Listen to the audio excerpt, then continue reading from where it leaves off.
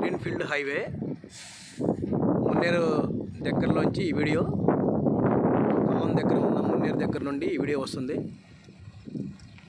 ఈ వీడియోలో ముఖ్యమైనది ఏమిటంటే పిల్లర్స్ పై రోడ్డును నిర్మించే విధానం.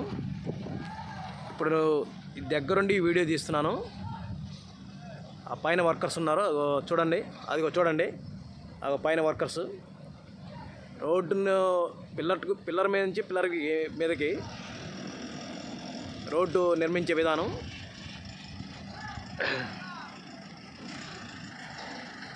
వీడియో తప్పనిసరిగా చూడవలసిన వీడియో ఇది, మిస్ అవ్వద్దు.